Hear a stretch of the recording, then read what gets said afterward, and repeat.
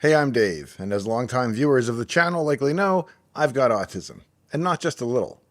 I thought it would therefore make some sense to visit a few core topics related to autism, and today's example is mind blindness.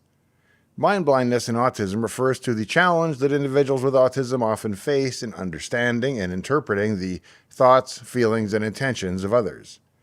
This concept is closely related to the theory of mind, which is the ability to recognize that other people have perspectives, beliefs, and emotions that are distinct from one's own. The theory of mind has been perhaps one of the largest blind spots in my own life. It's not that I'm intellectually unaware that other people bring their own perspectives, contexts, and history to the table. The problem begins when I try to intuit what the other person is thinking or feeling. I make my analysis based on what my mind would likely think in their position, using my own set of preconceived notions and biases which are necessarily different from their own. Any interaction with another person, from a simple social encounter to a heated disagreement, can be complicated by the person with autism's inability to accurately formulate a version of what's going on in the other person's mind. Why is this?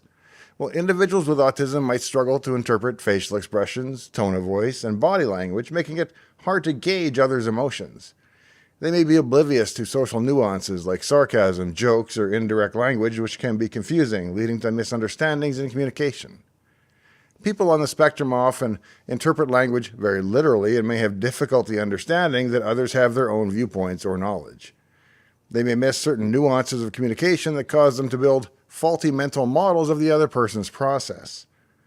Due to these social difficulties, forming and maintaining social relationships can be challenging, as can participating in social activities that require an intuitive understanding of others' behavior.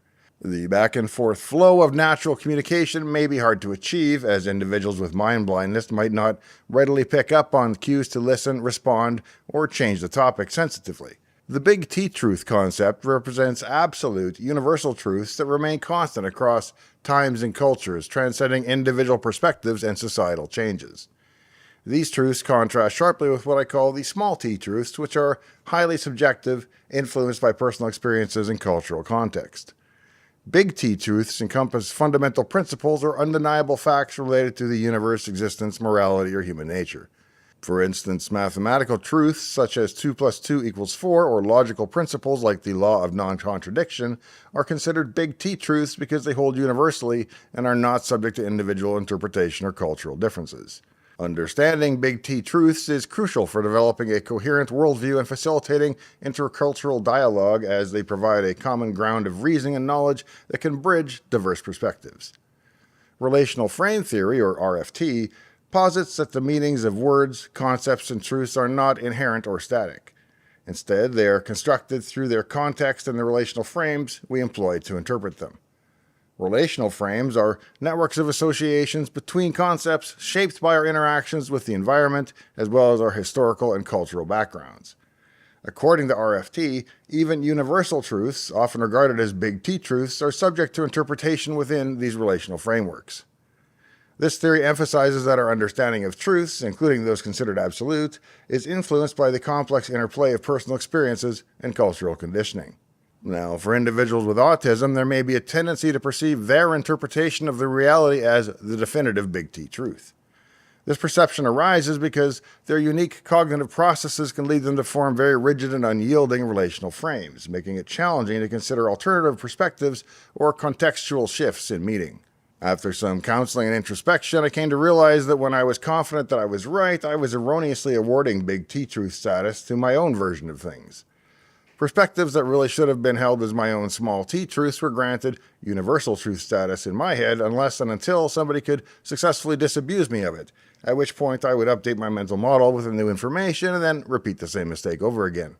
Much of my life was spent presuming that, as an intelligent individual, my version of the world was the right one, and that all I had to do was sufficiently educate, convince, and cajole the other person until they got my version.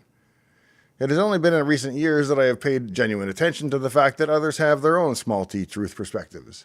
I begrudgingly accept that they are likely as valid as my own, something I still struggle with at the moment. But accepting that multiple views of reality can be valid simultaneously has made a great deal of difference in my life, and many relationships and interactions are much easier now.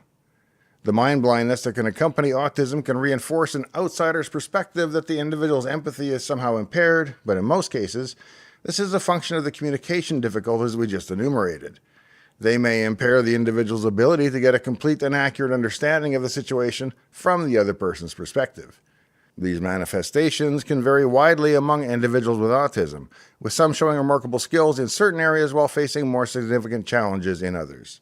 If you found today's discussion of mind blindness to be at all interesting or entertaining, please remember I'm mostly in this for the subs and likes, so I'd be honored if you'd consider subscribing to the channel. And if you enjoyed the topic, it's just a sample amongst dozens of others in my new book on Amazon, The Non-Visible Part of the Autism Spectrum. It's intended for folks that likely don't have ASD, but who experience some of the traits of being on the spectrum. It's everything I know now about living a successful life on the spectrum that I wish I'd known long ago. In the meantime and in between time, I hope to see you next time, right here in Dave's Garage.